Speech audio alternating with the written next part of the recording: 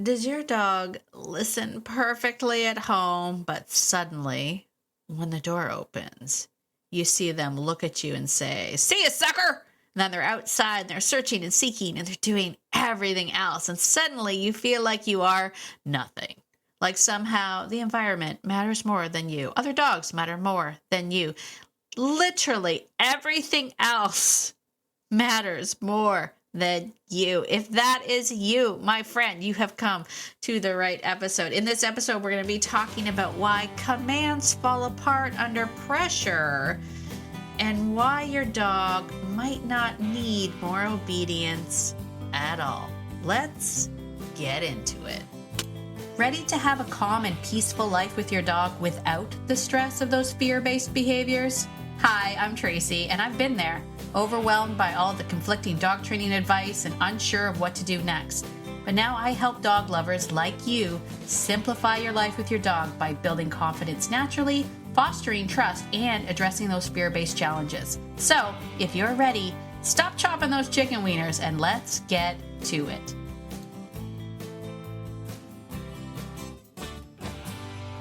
Hey there, friend. Do you have a dream of being able to take your dog everywhere? You know, you're tired of feeling anxious every time you take your dog out into public. And you're constantly scanning the environment, hoping you don't run into another dog or another person or another situation that you can't handle. Maybe you caught yourself just giving up on that dream or avoiding walks or turning around too early or crossing the street or apologizing for your dog, wondering if things will actually ever get any easier. And honestly, that is exhausting because you love your dog, but you're also frustrated and overwhelmed and who's kidding who, sometimes embarrassed. And that can leave you feeling completely disconnected from them. And that's exactly why I created the Fearless Framework. It's to help you get to know your dog better, not to control your dog better, but to help you understand what's going on so that you can stop surviving life with your dog and start building trust, confidence, and real partnership instead. If you're ready to stop feeling like you're doing this alone, come and join us inside the Fearless Framework, my 12-month online program for dog lovers just like you. You can find all the details in my show notes. Go to beyondobedience.ca/fearless, and I'll see you there. Well, hello, my dog-loving friend. It is Tracy. Welcome to Beyond Obedience. Oh, gotta take these headphones off. Something weird about wearing headphones and hearing yourself in your own headphones, like you're in your own head. And I'm already in my head enough. You know what I'm saying? What a weird start to this.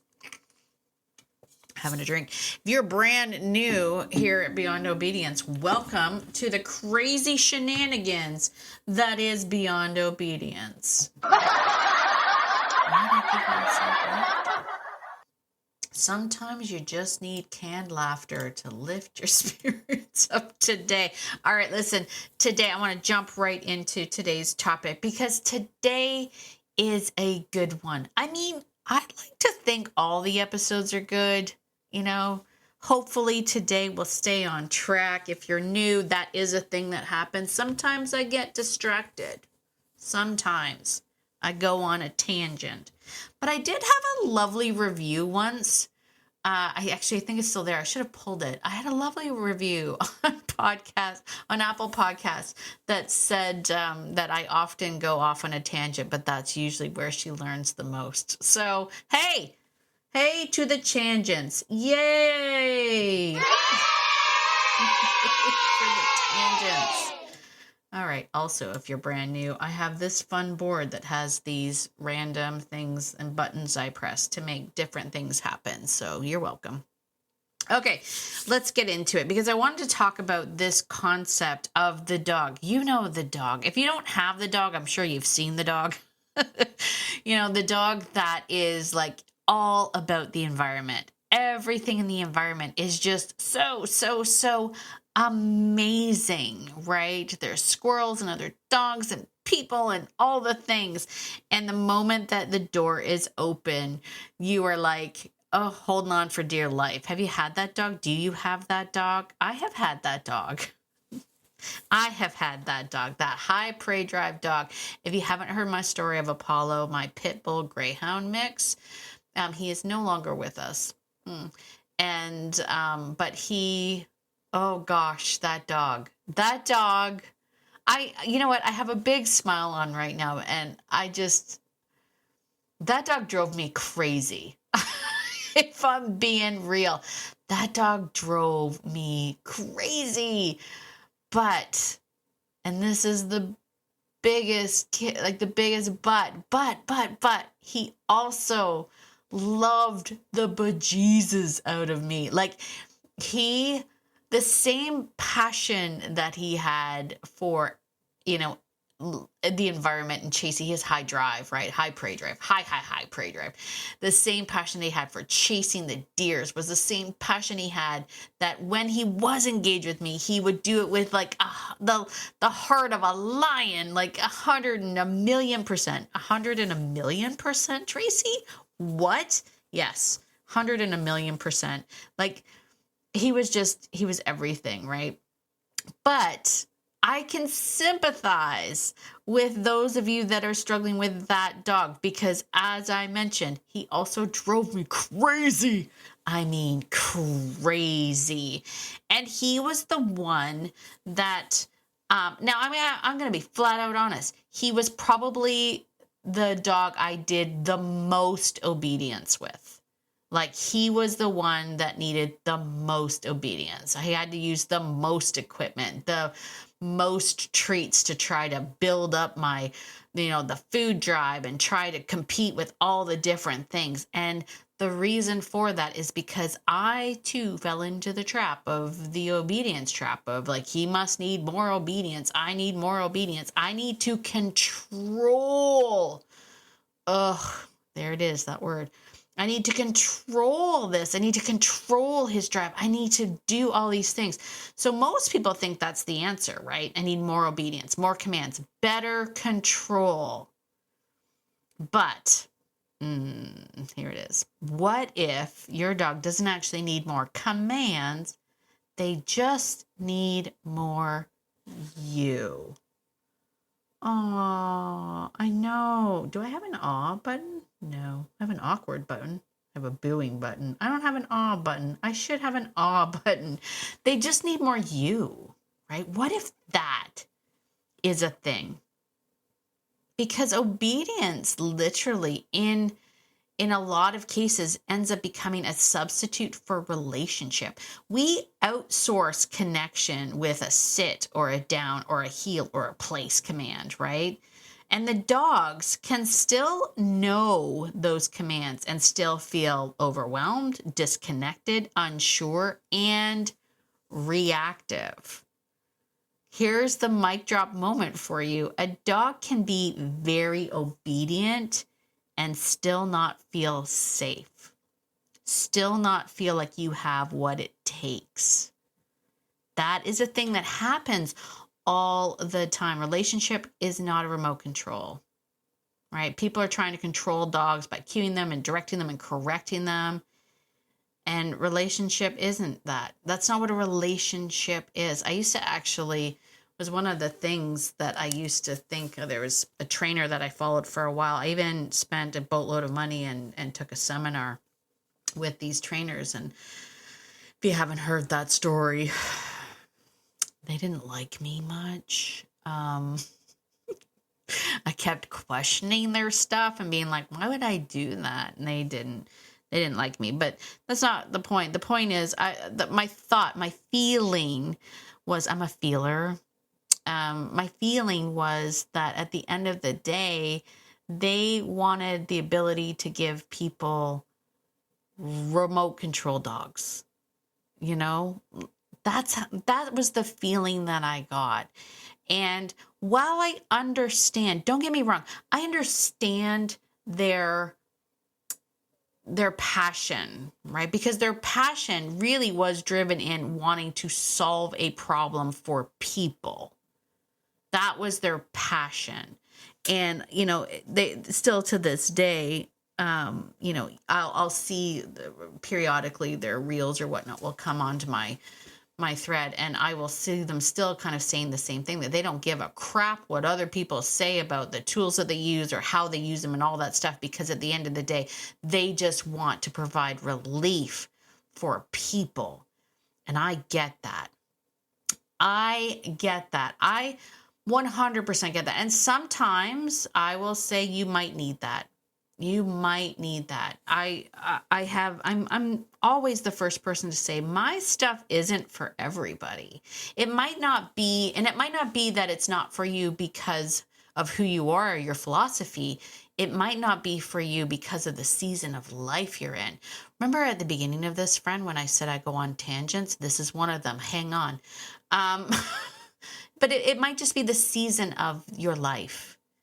And I get that. I am so empathetic to that. I know for a fact when I had my kids and my kids were small and I had a baby and all of this stuff, I lived differently with my dogs. My dogs didn't have the same expansive life with me as they do now. They didn't have the same connection that they do now. It was a different relationship, not necessarily a bad relationship, but a different relationship.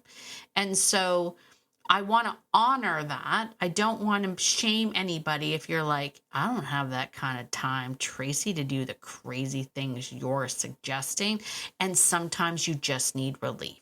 100%, especially, and I will point this out, these guys were dealing with dogs that were aggressive, that were biting, that were lunging, that were hurting people or hurting other dogs. And that's not my jam. I'm the first person to say that. If you've got a dog that is putting holes in other dogs or snapping at people or all of that stuff, this is not where you would want to start. Okay. So tangent over. I just want to point that out, but it felt like the reason why I put this relationship is not a remote control is because I think some people wanted a remote control dog at the end of it. They wanted to be able to push a button and be like, sit, push a button and say, stay, push a button and say, heel. And to me, that's not fun. And it doesn't feel good to me. It's not my end goal. It's not what I want. You know what I'm saying? Relationship isn't a remote control. So that being said, let's talk about why commands fail under pressure. Okay?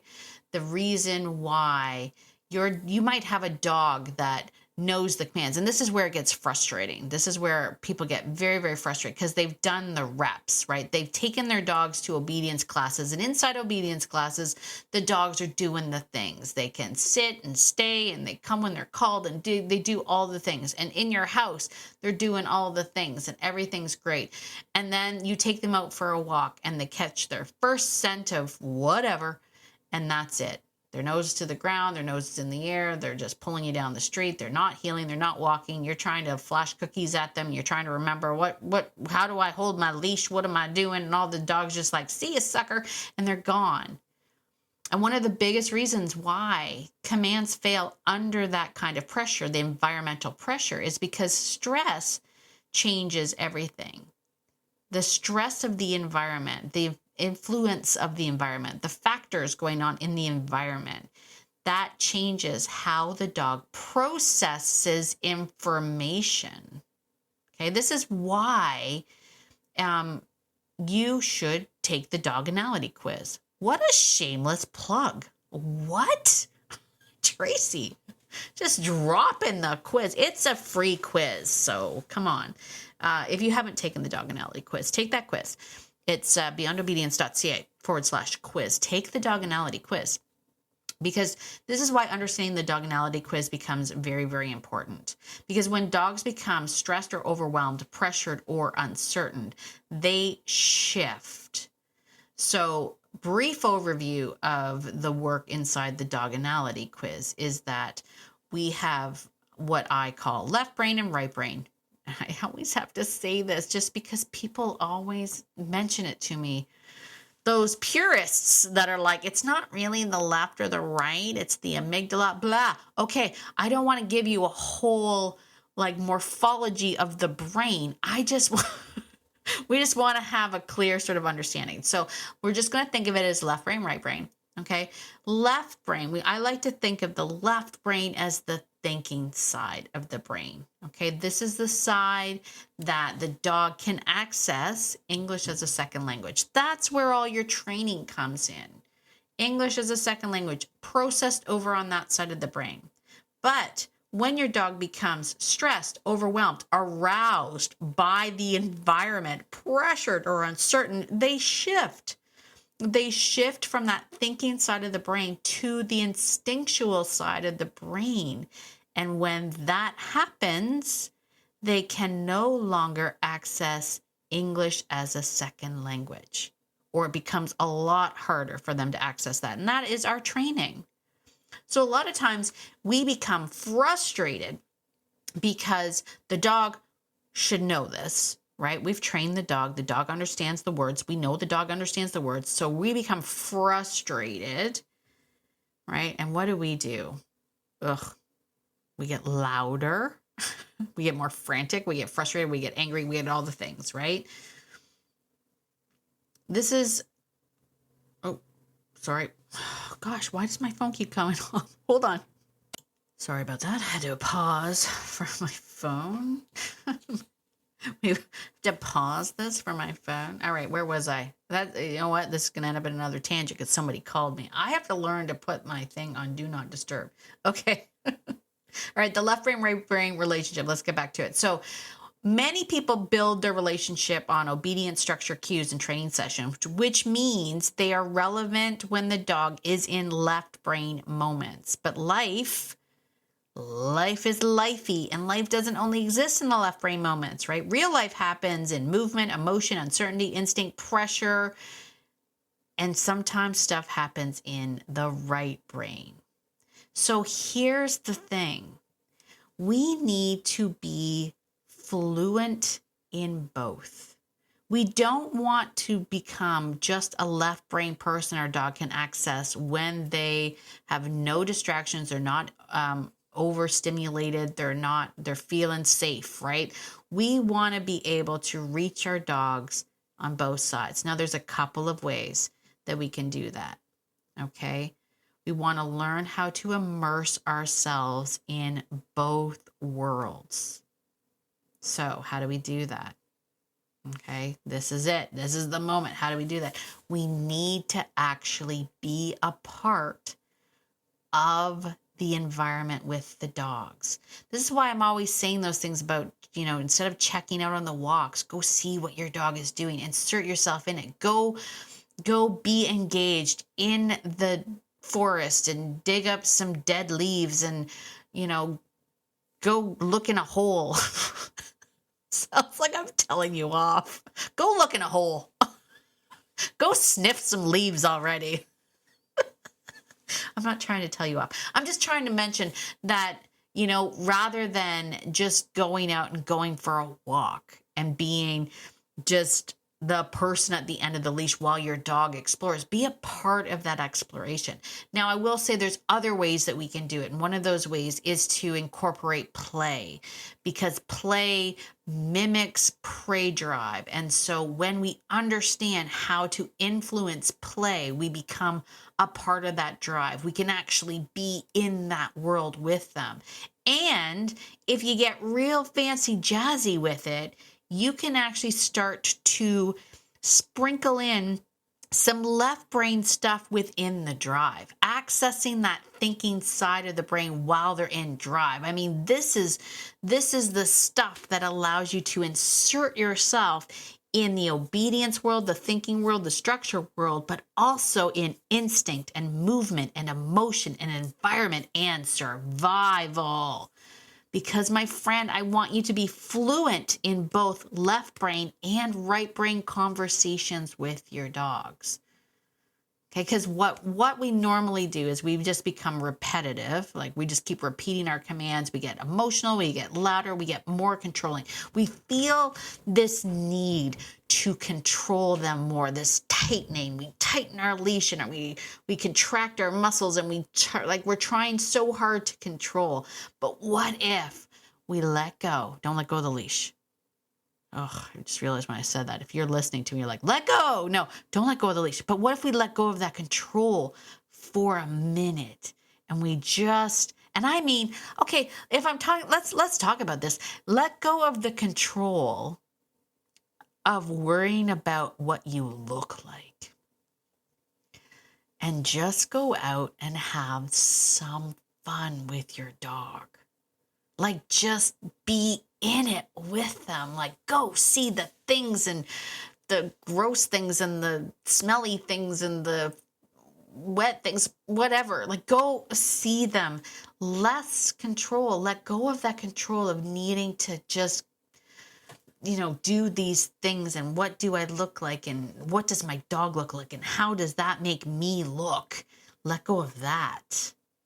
Wouldn't that be great? Just allow the dog to go into the environment. Go with them. Go with them. Wouldn't that be amazing? Because the more pressure we feel, the more controlling we tend to become. And the further away your dog wants to be. So instead of asking them, like, how do I get my dog to obey here? Maybe a better question is, how do I stay connected with my dog here?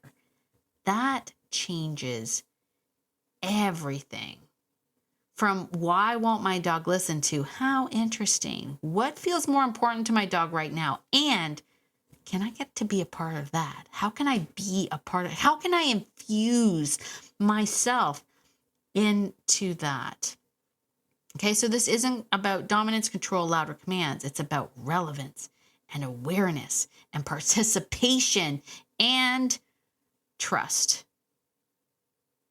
right? That is where the magic is. Because dogs don't build relationships through commands. And I know I say that because people throw around the word relationship a lot, right? People will even go as far as to say that, obedience and the things that you do and the things that you teach your dog is what gives you a great relationship with your dog. But I don't think you understand what relationship means, because relationship is a two-way street, right? You build a relationship through experiences. The more present and aware and relevant you are, and how you can become in both sides of the dog's world, the more you start to look at your dog for who they are, the dog starts to look at you, not because they have to, but because you're pretty darn awesome. And it's amazing. So there you go. What do you think? I know, I get off this thing like where I'm like, and again, I should probably like video record me doing this, because like when I'm in it, I am that weirdo that like when I see dog human connection, when I see, especially working dogs with their handlers, and they're just in sync and they're going and they're doing their thing, I actually get goosebumps. That's how excited I get about that connection. There's something truly magical when you get it. And you can have that. And I can help you get it. You should hang out with me. We can do it together. It'll be fun. You and I. Let's do it. Let's do it. Why not? Let's do it. Come on. Come on. Come on. All right. I think that's it for today. Listen, if you like this kind of thing, can you do me a favor? Share it with a friend. Share it with a dog-loving friend. Be like, hey, check out Beyond Obedience. Sure, she talks a lot, but she eventually gets to a point. Sometimes, if you're lucky, she gets to a point. Also, take a moment. give me a 5-star written review. Do the written review part, because I just figured out where they are and I've been reading them. And thank you so much, especially to those that are like, I like her tangents. Thank you, friend.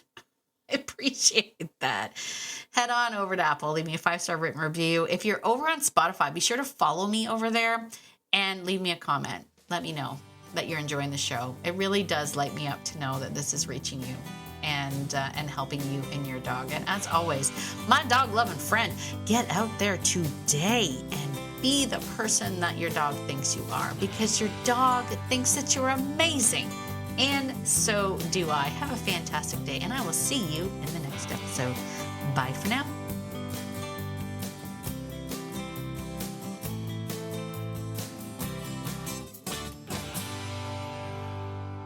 Oh, and one more thing. This podcast is meant for entertainment and education purposes only. It is not meant to replace hands-on professional training. If you are really struggling with dangerous behavior with your dog, please reach out to a professional in your area. All right, I think that's it. Bye for now.